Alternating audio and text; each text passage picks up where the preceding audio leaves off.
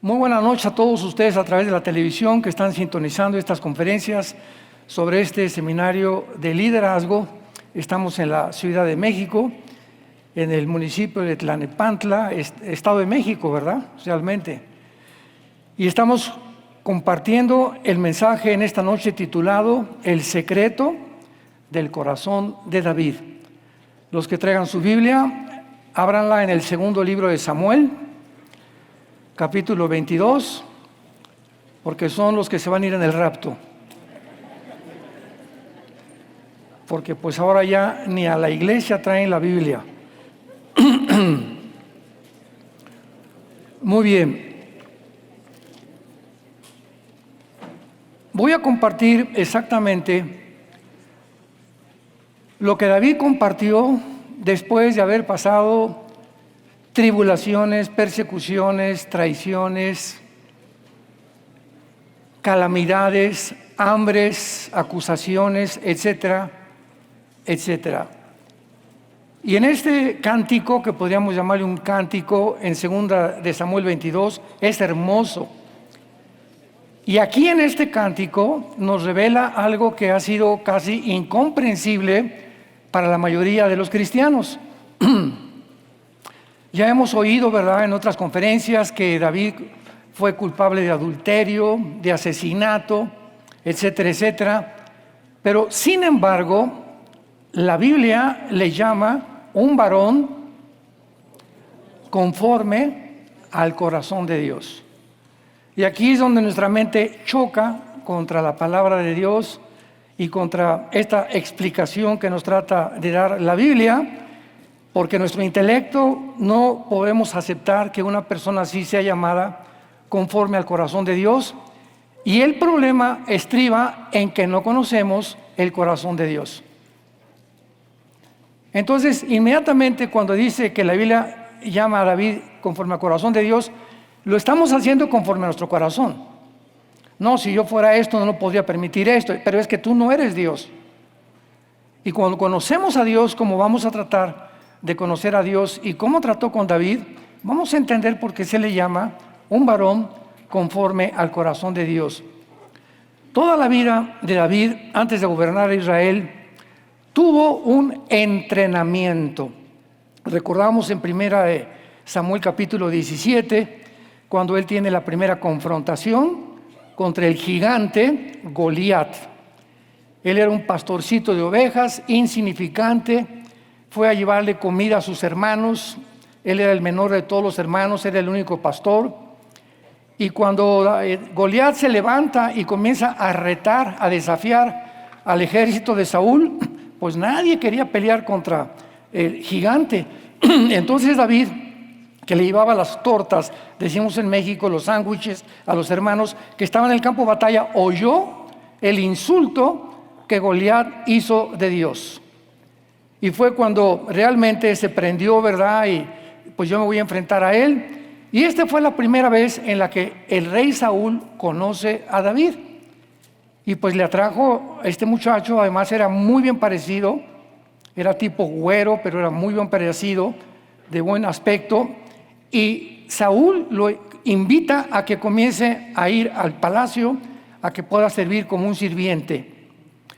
Este entrenamiento que tuvo David, para que podamos entender, nadie puede llegar a un puesto final sin antes una preparación.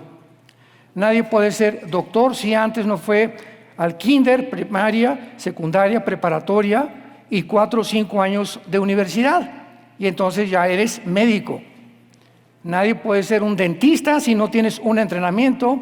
Nadie puede ser un Ronaldinho, ni tampoco un Messi, sin antes haber estado en diferentes equipos, haber tenido, como dice Messi, confesó, para mí el mejor jugador del mundo y de la historia ha sido Ronaldinho, y fue mi maestro. Entonces, todos nosotros necesitamos un entrenamiento. Ahora, ese proceso en el cual tenemos que atravesar en la vida, casi siempre está lleno de problemas, de tribulaciones, de persecuciones, pero de acuerdo a lo que Dios te ha llamado, y si te ha llamado Dios como a David a que se sentara en un trono, cuando llamó Dios a Moisés para que fuera el guía de 2 millones de cabritos, porque no eran ovejas, es porque Moisés tenía que pasar 40 años en Egipto estudiando arqueología, simbología de los números, filosofía, cultura, tradiciones de los egipcios, y después de todo ese conocimiento de los 40 años, Dios le llama a que se vaya a un desierto, lo comienza a desprogramar y a ver en 40 años lagartijas y víboras en el desierto. ¿Quién podría imaginarse que ese entrenamiento necesitaba Moisés, pero Dios lo consideró que para el líder que él necesitaba, se necesitaba un hombre de ese calibre para poder realmente ponerlo como líder de más de 2 millones de personas? Entonces, David tuvo un entrenamiento muy duro de parte de Dios. Ya siendo rey, mientras pasaban los años, él describe aquí en lo que vamos a estudiar las pruebas, las tribulaciones que formaron parte de su vida diaria. Ahora ya en sus años de madurez espiritual, que fue cuando escribió este cántico hermoso, él escribe y nos abre el corazón las diferentes dificultades que le habían, escuchen esto, y esta palabra es importante, servido. No hay nada en tu vida pasada que Dios te pueda decir te tiene que haber servido para los próximos meses o el próximo año o para la misión para lo cual yo hice que tú nacieras de tu mamá. Entonces, todas las cosas, dice Romanos 8, contribuyen para nuestra bien, pero ¿lo creemos? ¿Lo creemos realmente? Ahora, si pasamos pruebas y todas estas cosas y las cosas que hemos experimentado en el pasado no nos sirven y no aprovechamos la lección que nos dieron en la vida y volvemos nosotros a cometer el mismo error, el mismo pecado o el mismo problema, entonces estamos reprobados. Y tenemos que ser inmediatamente, ¿verdad?, hechos a un lado por Dios. Ahora ya en sus años de madurez, David escribe las dificultades y todo esto lo hizo Dios para que David aprendiera a vivir humillado. Humillado enormemente bajo la poderosa mano de Dios. Hoy tuvimos una comida aquí con los pastores y estábamos platicando, nuestro hermano Chuy y yo le compartía, me preguntaba él acerca de cómo consideraba yo a un hombre de Dios, o cómo puedes tú percibir a una persona que es un hombre de Dios. Inmediatamente le compartí y le dije, ¿verdad?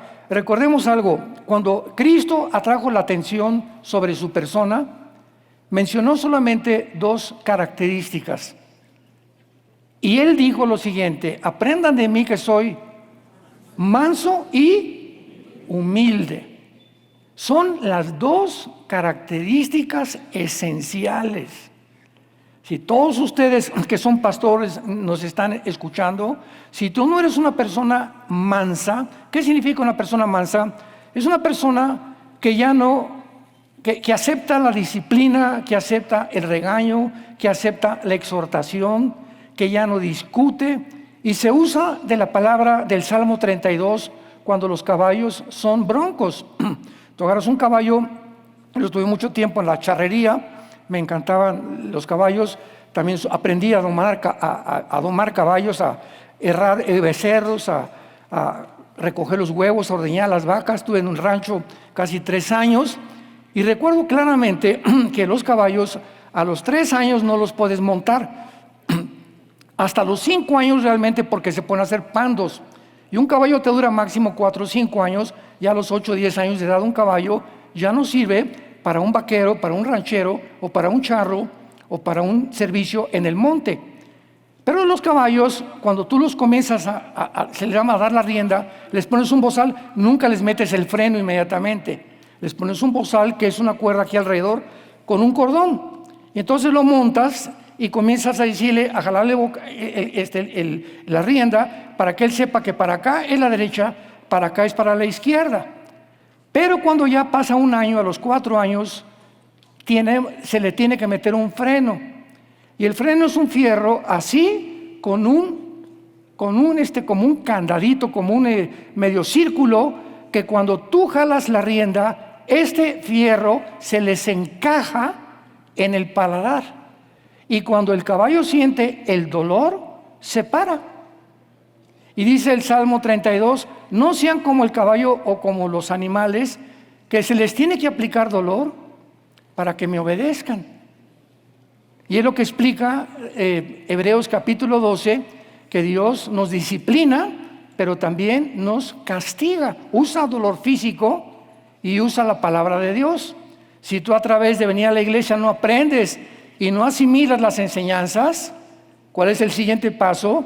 Dios te ama tanto, nos ama tanto, que va a tener que aplicar dolor en nuestra vida antes de que nos podamos perder. Jesús lo dijo con estas palabras: si tu brazo es ocasión de pecar, córtalo. Si tu pierna es ocasión de pecar, córtala. Mejor entrar manco y cojo al cielo que entero al infierno. Entonces, cuando comenzamos a entender los tratos de Dios con nosotros, nos amansamos.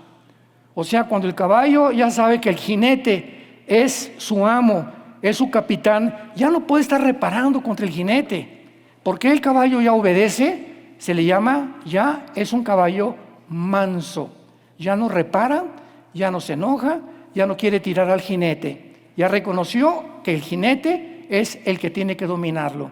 Y así, cristianos, Dios quiere comenzar a aplicar en nosotros su dirección y comenzamos a reparar, a criticar, a no aceptar lo que Él nos quiere decir. Y eso es una persona que no es mansa. Cristo era tan mansa que del cielo bajó y como un cordero enfrente de sus trasquiladores, ¡bé! Ustedes saben que las ovejas es el único animal que cuando le metes el cuchillo para matarla no vale, no hace ¡bé! Mata un puerco y los puercos, unos gritos tremendos, pero las ovejitas no hacen ningún sonido cuando las están matando. Por eso se escogió una oveja para escribir en Isaías 53, como una oveja no dijo nada delante de sus trasquiladores. Entonces, eres una persona mansa. Y la segunda es la humildad. Y antes la humildad creíamos que era una persona, ay, así, hermanito, pues cómo verá. Es una persona humilde, es una persona, esa humildad es una palabra equivocada que usamos, porque creemos que la humildad es una persona no mansa, sino mensa. ¿Verdad? Que está así todo y porque es tímido o porque no hace nada. Eso no es humildad. La humildad es la persona que ha aprendido que separados de Jesús nada puede hacer. Es la persona que tiene que depender 100% de Dios. Por ejemplo, David era un hombre, lo vamos a ver, que no hacía absolutamente nada. Si antes de decirle, Señor, voy a ir a este monte, ¿lo puedo ir a este monte? Señor, voy a pasar a esta persona. ¿Puedo pasar a esta persona? Voy a visitar a esta persona. Voy a incluir a esta persona en mi equipo. ¿Lo puedo traer? No hacía nada sin antes preguntarle a Dios. Era su dependencia tan grande en Dios y su obediencia que Dios lo tuvo que premiar. Y esto lo humilló, y entonces podemos ver que pierde a su hijo Absalón, que se rebela contra él. Imagínense el dolor de nosotros que somos padres, que tu hijo se rebele y que te diga, no te quiero, y ahora voy a usar todos los recursos para matarte, papá. Para irme contra ti y para hacer todo lo que yo pueda para poder luchar en contra de lo que tú estás haciendo. David experimentó un hijo llamado Absalón que lo traicionó, finalmente fue matado por uno de sus generales. ¿Te imaginas que David experimentó que violaran a su hija Tamar por medio de su medio hermano Amnón, de un mismo miembro de la familia? ¿Te imaginas el dolor de un padre saber que violan a su hija o que abusan de tu hija? Qué grande dolor, ¿verdad? Pues eso lo experimentó, y más con miembros de su misma familia. La gran hambruna que azotó la tierra. Entonces David fue un hombre atribulado por todos lados. Pero David, ¿cuál fue el secreto que no acabó en el psiquiátrico? ¿Cuál fue el secreto que Pablo no acabó amargado en un calabozo en Roma? Ay, aquí en 2 de Timoteo, yo tanto que hice por ti, Señor, y aquí, y además me abandonaron. Todos sus amigos y los más cercanos colaboradores lo abandonaron a Pablo. ¿Así acabaron estos hombres de Dios? No. ¿Qué fue el secreto de David? Realmente, él descansó, y vamos a verlo en primer lugar, en el refugio, en el cuidadoso amoroso de Dios, por lo cual compuso este cántico de triunfo, victoria y agradecimiento, donde a continuación nos va a revelar el secreto de su corazón para poder permanecer firmes hasta el final de nuestra vida. Y David nos enseña que no es como comenzamos, sino como terminamos. Porque hay muchos de ustedes que comienzan muy bien, etcétera, etcétera, pero algo pasa a la mitad de tu vida, donde tu carácter no había sido desarrollado, no, el entrenamiento que tuviste no te sirvió, las experiencias del pasado no te ayudaron, y entonces no puedes terminar bien. Desgraciadamente, acabas mal. Veamos en primer lugar el primer secreto de David. En los tiempos difíciles, el Señor es nuestro refugio. Versículo 2 al 7. Dice David: Jehová es mi roca y mi fortaleza, mi libertador, Dios mío, fortaleza mía. En Él confiaré, mi escudo y el fuerte de mi salvación, mi alto refugio. Salvador mío, de violencia me libraste. Invocaré a Jehová, quien es digno de ser alabado, y seré salvo de mis enemigos. Me rodearon ondas de muerte, torrentes de perversidad me atemorizaron, ligaduras del cielo me rodearon, tendieron sobre mí lazos de muerte. En mi angustia invoqué a Jehová y clamó a Dios. Él oyó mi voz desde su templo y mi clamor a sus oídos. Vemos en primer lugar que en esta sección David escribe los sentimientos, nos los deja ver, abre su corazón, los expone, que experimentó durante las épocas más difíciles, más tormentosas, pero la forma en la que él pudo salir adelante, no amargarse, no bajar del caballo y no decir, no, ya no quiero seguir en la vida cristiana, fue que él pudo encontrar un refugio, una cueva, un paraguas debajo del Dios creador de los cielos y de la tierra. Véanlo esto en primer lugar en el versículo 3. Dice así: Dios mío, fortaleza mía, en Él confiaré. Mi escudo y el fuerte de mi salvación, mi alto refugio. Número 1, fue librado de la violencia. Dice Isaías 54, 17: ninguna arma forjada contra ti prosperará. Escuchen todos ustedes los que en esta noche tengan temor de alguien o de algo. No, pues tengo temor de mi esposo o de mi esposa o de mi jefe, o que me puedan correr, o del gobierno, en fin, cualquier cosa en la que tú tengas temor, que no sea el temor de Dios, no es algo que te va a edificar, y es algo que a la larga, cuando tú tienes temor de algo o de alguien, Dios comienza a abandonarte. Y cuando Él dice, esta persona ya no confía en mí, porque si confiara tendría temor de mí y no de los hombres, en ese momento Dios nos empuja y entonces recibimos las consecuencias. Ningún arma forjada contra ti prosperará. Dios condenará, escucha esto, Isaías 54, 17, Dios condenará toda lengua que se levante contra ti en juicio. Lo que acabamos de ver en la conferencia pasada. Personas que hablen contra ti, que digan, déjalos que digan. Si tú tienes tu conciencia limpia delante de Dios, duermes tranquilo y en la noche. Porque sabes, ¿verdad?, que son blasfemias, son disputas de hombres corruptos de entendimiento. Y que Dios tarde o temprano va a intervenir. Y cuando te dicen, oye, ¿supiste que dijeron esto de ti? Sí, ¿quién me lo dijo? Se llama fulano de tal. Entonces yo lo apunto y voy a orar por fulano de tal. No le voy a contestar, voy a comenzar a orar por él. Y lo acabamos de ver, un ejemplo que tuvimos en la conferencia pasada, que Dios a esa persona va a llegar a un punto en que puede llegar a la locura. pueden llegar a la locura misma mentalmente, porque la amargura dentro del corazón y el rencor dentro del corazón y un pecado escondido, el que esconde sus pecados, no prosperará. Imposible que puedas prosperar. Dice el Salmo 41, versículo del 10 al 13. No temas, porque yo estoy contigo. No desmayes. Yo soy tu Dios, que te esfuerzo. Siempre te ayudaré. Escuchen, siempre te ayudaré. Siempre te sustentaré. Con la diestra de mi justicia. ¿Lo crees? Ten paz. Entonces ten paz. ¿De qué podemos tener miedo si Él está con nosotros? ¿Quién contra nosotros? Siempre nos está prometiendo eso Dios. Vean el versículo 11. He aquí, todos los que se enojan contra ti serán avergonzados y confundidos. Serán como nada y perecerán los que contienden contigo. Buscarán a los que tienen contienda contigo y no los hallarás. Serán como nada, como cosa que no es, aquellos que te hacen la guerra. Porque yo soy Jehová tu Dios, quien te sostiene de tu mano derecha y te dice, no temas, no tengas miedo de nada ni de nadie.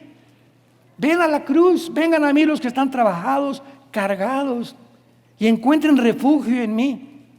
Entonces tú puedes haber hecho muchas cosas en tu vida, pero cuando comienzas a vivir una vida en la que comienzas todo a descargar toda tu ansiedad sobre Dios y aprendes a confiar, Padre, ya se fue mi hijo, ya se fue mi hija, tengo este plan con mi esposo, y vienes y te hincas y oras y lees los salmos y te llenas de la palabra y memorizas la palabra, ¿qué estás haciendo?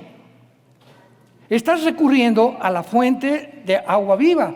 No estás recurriendo a un pozo que no tiene agua, una cisterna vacía. Estás viniendo a la fuente del agua, y cuando Dios ve eso en tu vida y en mi vida, porque sin fe, ¿y qué es la fe? Creer lo que dice la palabra.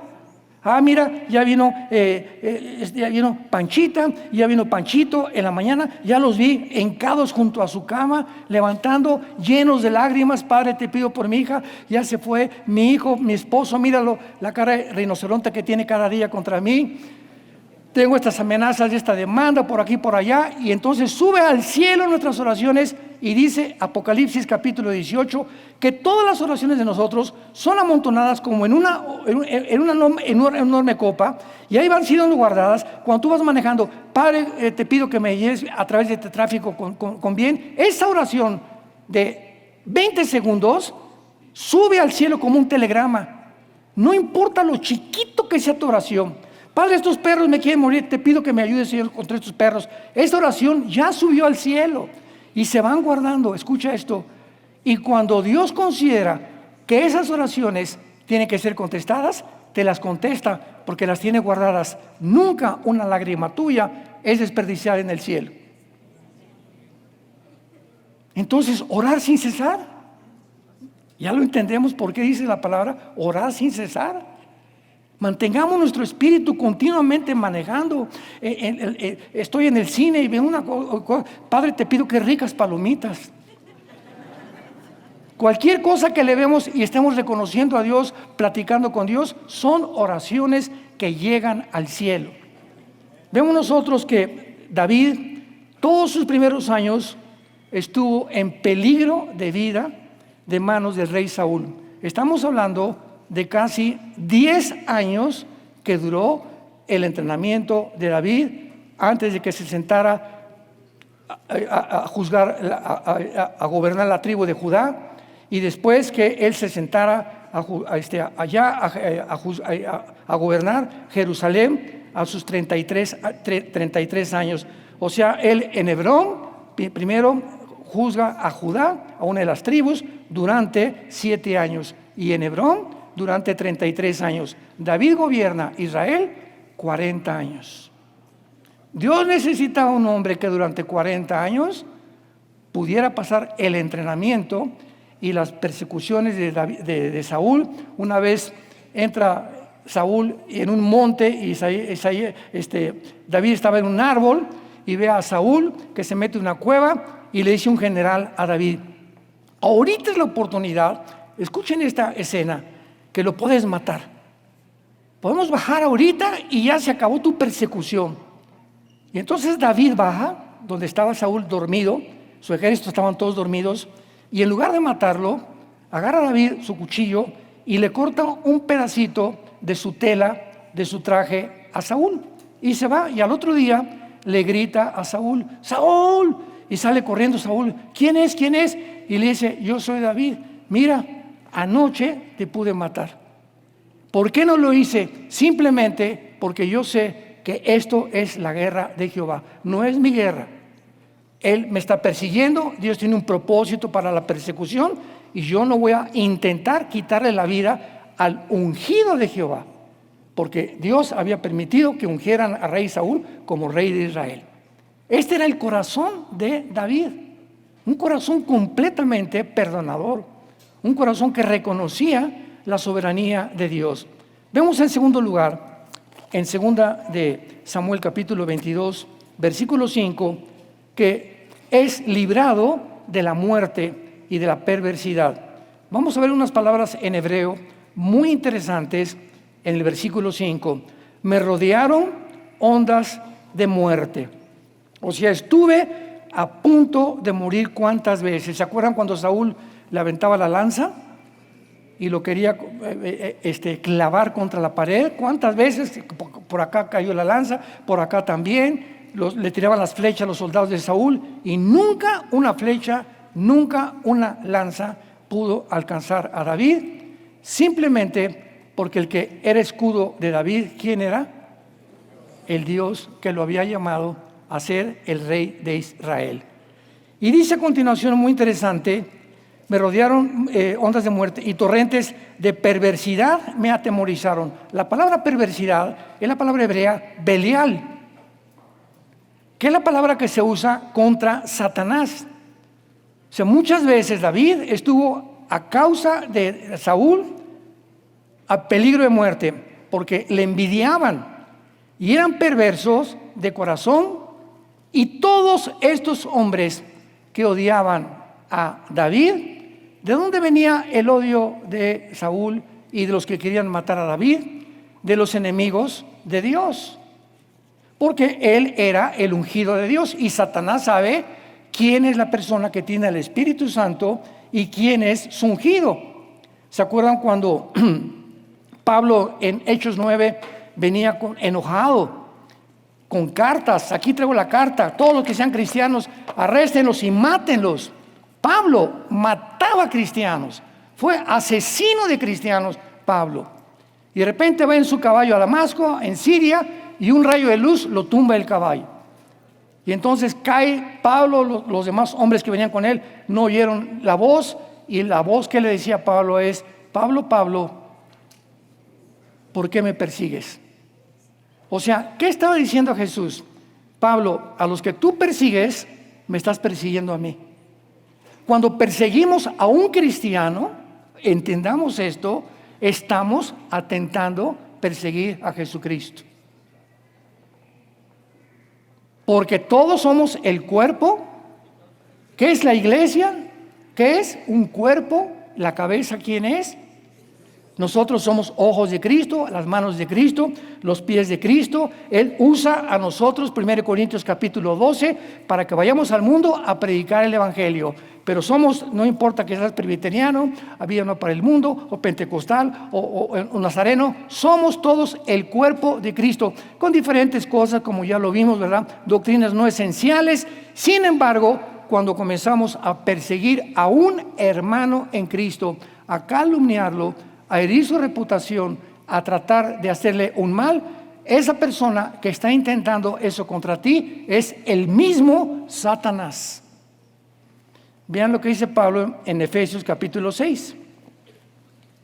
Es el mismo Satanás que trata de impedir la obra de Dios. Dice versículo 10, Efesios 6: por lo demás, hermanos, fortaleceos en el Señor y en el poder de su fuerza. O sea, ¿quieres tener fuerza espiritual? Ven a la Biblia, lee la Biblia, estudia la Biblia, medita la Biblia, memoriza la Biblia. Y esa fuerza que vas a sentir del poder que sale de la Biblia, y Jesús dijo, mis palabras son espíritu y son vida.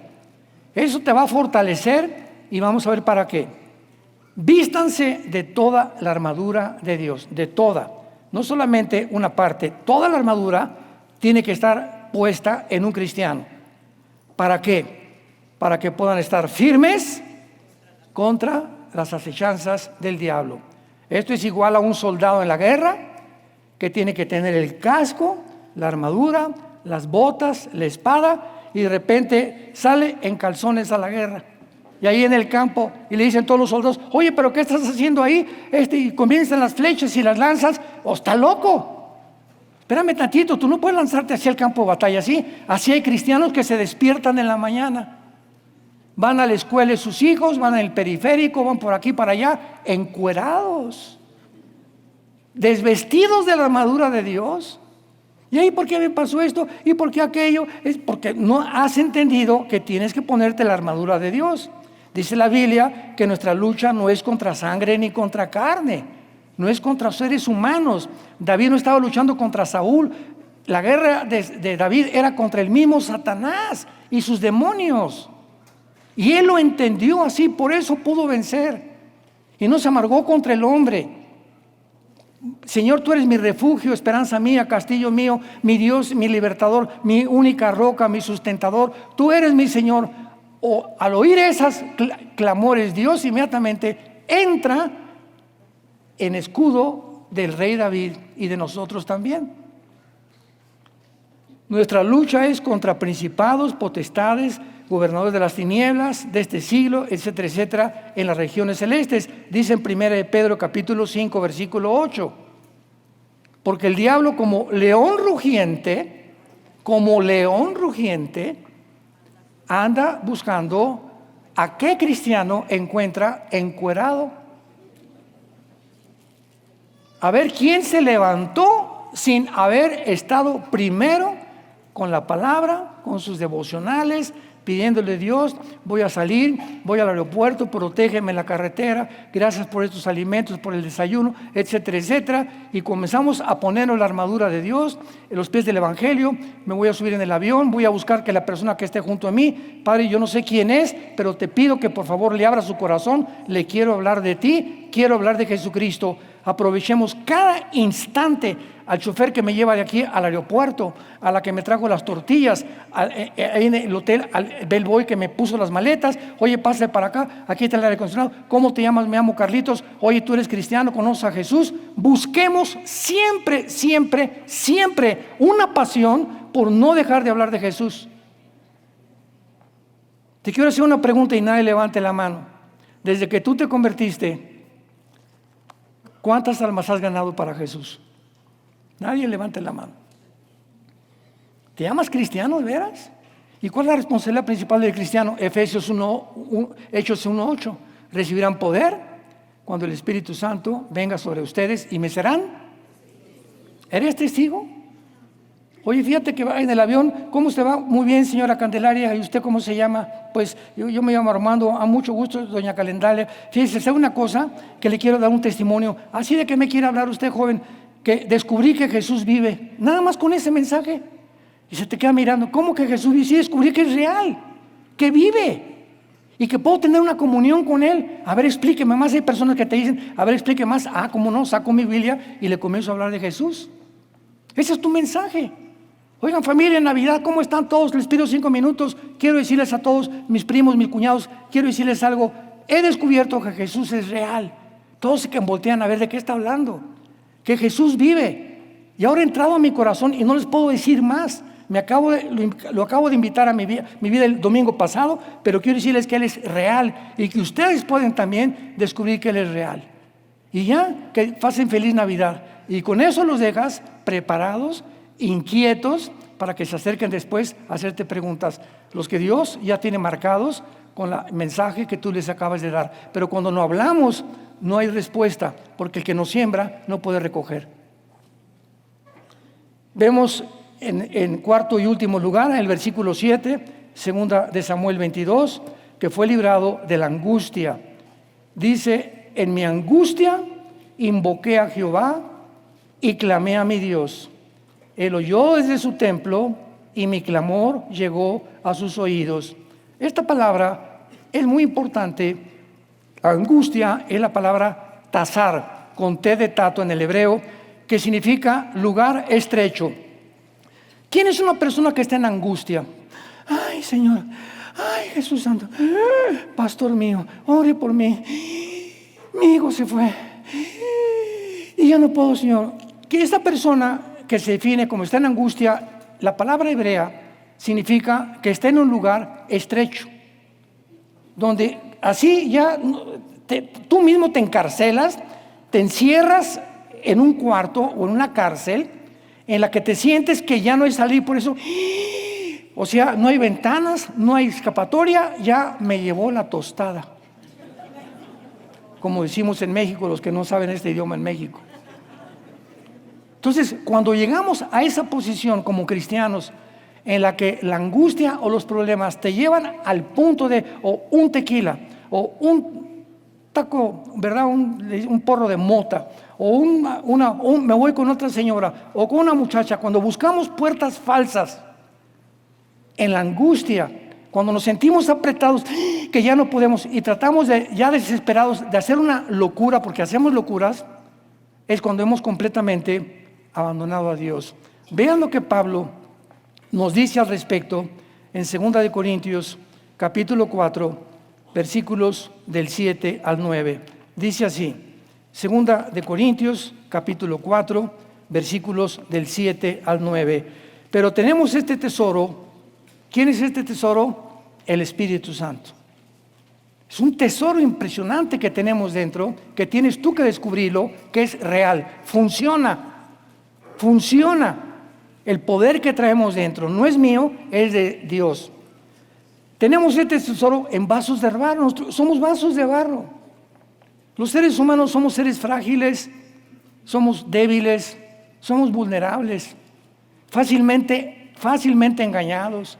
Vean lo que está haciendo la inteligencia artificial, engañando a los más cultos e intelectuales, creyendo que puede superar la inteligencia humana y llegando a creer que van a darle a una máquina una conciencia en la que finalmente los demonios, al ver lo que están haciendo la gente, van a entrar en esas máquinas y van a comenzar, como dice Apocalipsis 13, cuando entren al templo y vean la abominación desoladora, dice que el falso profeta le va a dar espíritu, le va a dar vida a la abominación desoladora, que va a ser una estatua del anticristo. Y cuando dice vida, es la palabra suché en el griego, que significa espíritu. O sea, va a ser que una estatua, hay espíritus que hacen que una estatua comience a salir sangre, estatuas que comienzan de repente a hablar y cierran la boca y todo el mundo se queda así y ya no dijeron otra palabra. Son demonios.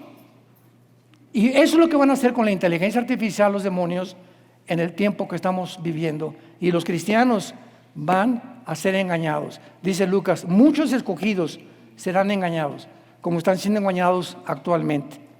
Tenemos este tesoro en vasos de barro, escuchen, para que la excelencia del poder sea de Dios y no de nosotros. Que estamos atribulados, ¿en qué?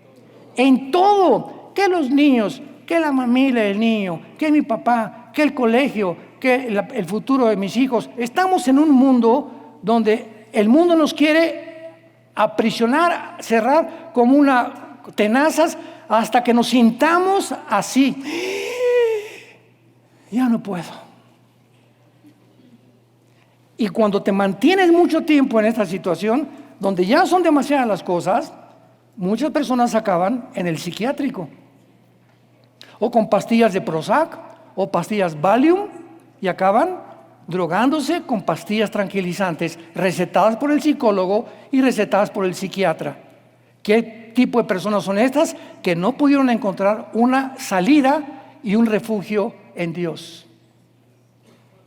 Se sintieron tan aprisionados en la vida que tuvieron que buscar. Estamos atribulados en todo, pero no angustiados. Nunca permitas que la angustia te llegue a sentir, ya no puedo, ¿qué le va a pasar a mi chiquita? Se me fue mi Diana en la noche, a las 11 de la noche, y anda por allá en el Paseo de la Reforma, y quién sabe qué discoteca. Oiga, doña Candelaria, por más que usted comience a pensar qué le pasó a mi chiquita, eso no la va a hacer regresar a ella. ¡Ínquese! Y no es como yo enojado. ¿Y qué le pasará? A ver, pasa un cigarro, un trago, un whisky. Buscamos siempre algo que nos trate de librar de esta angustia. ¿Quiénes somos? Hijos e hijas de Dios. Tenemos un Padre, un refugio, esperanza mía, castillo mío. Me hinco y comienzo y le grito a Dios: sí, Señor, estoy desesperada, angustiada, pero creo que existes. Y lloro y voy a mojar mi cojín. Y después de 10, 15 minutos de estar ahí, la paz de Dios, que sobrepasa todo entendimiento, guardará tus pensamientos y tu corazón en Cristo Jesús. Dice Dios: pruébame, hijo. Pruébame que soy real. Existo, vivo, estoy dentro de ti. ¿Por qué llegas a ese grado de angustia? En apuros, pero no desesperados. Un cristiano nunca llegará a la desesperación. Ya no vale nada para ¡pum! Me quito la vida. ¿Quiénes son las personas desesperadas? Que ya creyeron que no hay nada para ellos, que no hay una puerta, que no hay una ventana, que no hay una solución. ¿Podemos llegar a ese punto los cristianos? Aunque hay algunos que lo han hecho, solamente como decía, ¿verdad?, el pastor anterior, solo Dios sabe si eran o no eran cristianos, pero al llegar al cielo se van a llevar un gran susto, ¿verdad? Porque dice en 1 Juan que muchos al llegar al cielo serán avergonzados delante de Dios, perseguidos, pero no desamparados, derribados, pero no destruidos. Yo me encuentro cantidad de cristianos: ay, pues ya estoy amargado, y en esa iglesia, y esto y el otro, y ya se bajaron del caballo y ya no peleo, y ya está la guerra y sigue la balacera y siguen los drones por todos lados y las flechas o las lanzas, o en el tipo de época que estamos viviendo. Pero son cristianos que están llenos los campos actualmente de cristianos que se bajaron del caballo, amargados, creyendo que ya no hay nada para ellos, o porque fracasaron, en lugar de crecerse al castigo, subirse al caballo. Ya me perdonó Dios, ya en la sangre de Cristo, y ni modo, voy a recoger la cosecha, pero voy a agarrar la espada del Espíritu y el escudo de la fe, y sigo en el campo espiritual, peleando la buena batalla y corriendo la buena carrera. Ese es el consejo que Dios le dio a Josué. Josué, te voy a dar un consejo, nada más: esfuérzate y sé valiente. Esfuérzate. Ya es algo que depende de ti, te dice Dios, tu responsabilidad. Yo te di el Espíritu Santo, te di la palabra, ahora tú esfuérzate. O sea, haz algo dentro de ti que te empuje y que diga: no me voy a dejar vencer. Y esto que me sucedió, me voy a levantar. Ya me dejó mi señora, ya me dejó mi esposo, pasó esto, pasó el otro, pero voy a seguir. ¿Por qué? Porque tengo a Dios. Porque tengo al Señor. Y eso es lo que nunca podrá olvidar nuestra alma. Estaré siempre contigo, nunca te dejaré, nunca te sustentaré. Veamos a continuación rápidamente también por qué no debemos tener temor de nada ni de nadie. Aun cuando estamos rodeados de ejércitos, aun cuando se levante guerra contra nosotros, nunca debemos de temer. ¿Por qué? Porque dice la Biblia en el Salmo 27, versículo 1, estas palabras. Salmo 27: Jehová es mi luz y mi salvación, ¿de quién temeré? ¿Por qué David fue impelido a decir estas palabras? Jehová es mi luz. O sea, mientras yo tenga a Dios, no hay oscuridad dentro de mí. Nunca voy a llegar a un lugar donde diga: ya no veo, ya no sé qué hacer. Siempre voy a encontrar la respuesta en su palabra. No hay un solo problema que enfrentemos en la vida, escúchenme muy bien, no hay un solo problema que no tenga solución en la Biblia. Y venimos y vamos a encontrar: Él es mi luz y además mi salvación. Entonces, ¿por qué voy a tener miedo? ¿Miedo de qué? ¿Te quedaré en la oscuridad? Nunca. Yo estoy siguiendo a Jesús y Él es la luz del mundo. Jehová es la fortaleza de mi vida. ¿De quién he de atemorizarme? Si Él es el que me da la fuerza para enfrentar ejércitos, etcétera, etcétera, ¿por qué he de llegar a desesperarme, a angustiarme? De ninguna manera. Vean todo esto que nos está vertiendo David de los secretos de su vida espiritual. En el Salmo 23, versículo 5 dice: aderezas mesa delante de mí, en presencia. ¿Saben lo que estaba diciendo David?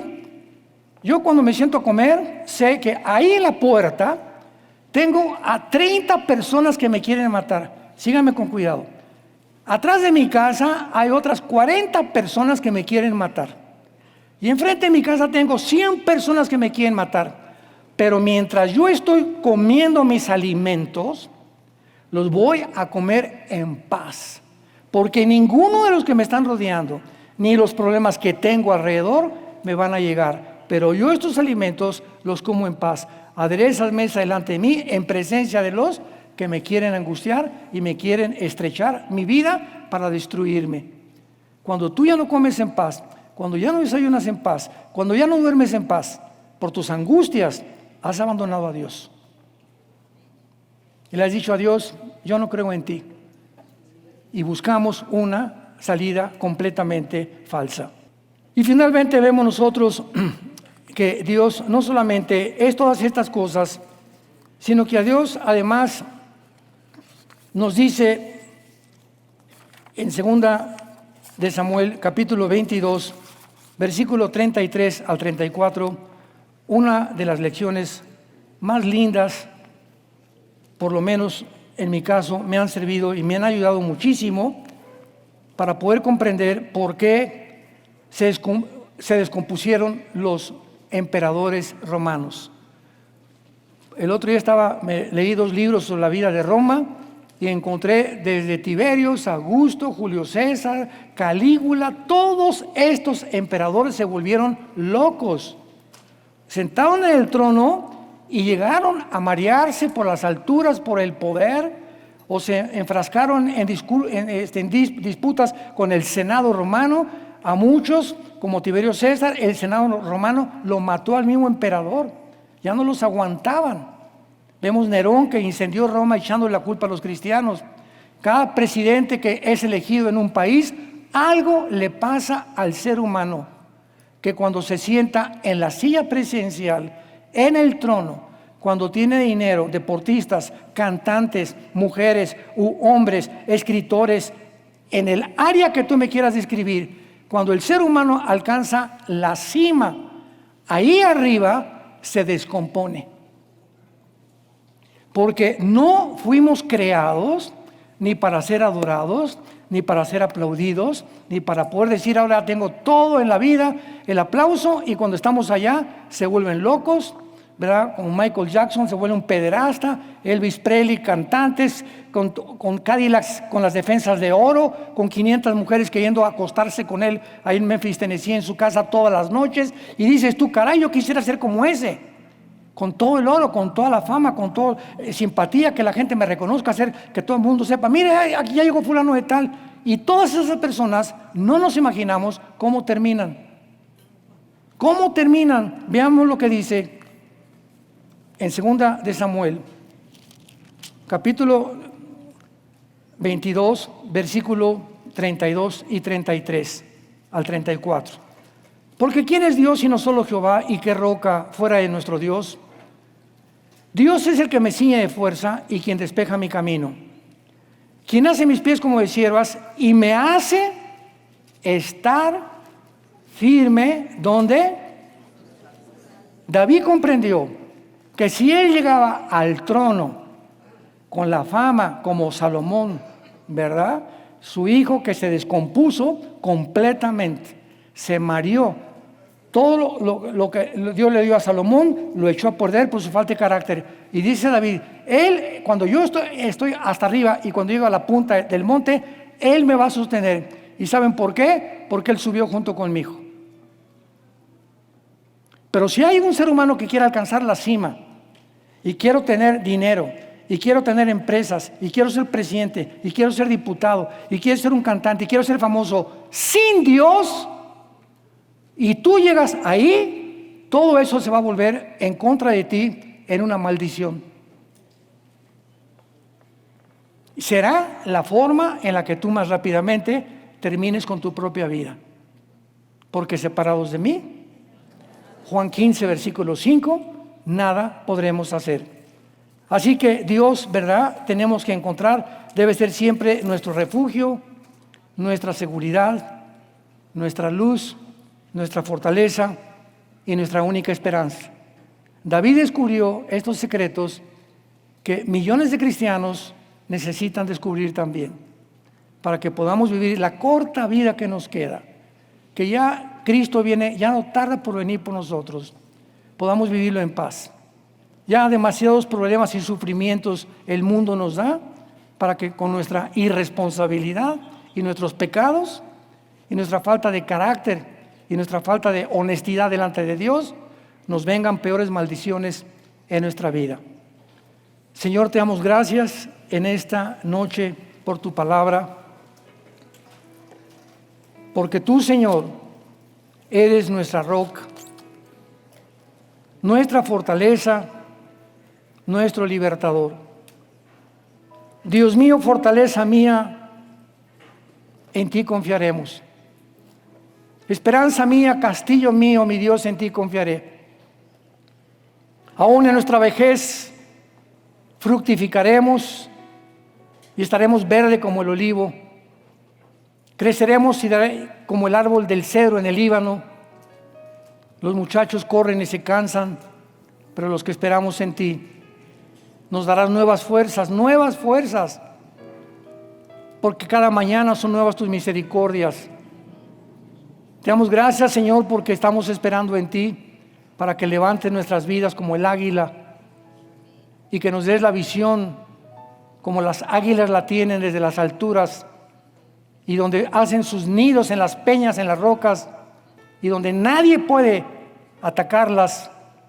Así nosotros estamos seguros delante de ti, cuando caminamos contigo, cuando confiamos en tus promesas y cuando vivimos irreprensibles en santidad. Y que todo nuestro cuerpo, nuestra alma y nuestro espíritu sean guardados de esta manera, porque si invocamos a Dios, que no hace acepción de personas, olvidando que fuimos rescatados con la sangre preciosa de Jesucristo, caminemos en el temor de Dios durante todos los tiempos de nuestra peregrinación. Antes de despedirnos, con tu cabeza inclinada, si hay personas o cristianos en esta noche que necesitan pedirle perdón a alguien, perdón a tu esposa, a tu esposo, a tus hijos, a tus padres, a personas que hayas lastimado, o pecados escondidos que no has confesado, hazlo hoy antes de abandonar este lugar. Reconcíliate con Dios hoy que escuchas su palabra. No te endurezcas, porque mañana tú no sabes si vas a vivir. Hoy es el día aceptable, hoy es el día de la salvación. Hoy es el día en que la sangre de Cristo nos limpia de todo pecado, en cuyo nombre oramos y le damos las gracias. Amén. Muchas gracias a todos. Que Dios los bendiga. Que tengan paz. Gracias por haber venido a este seminario.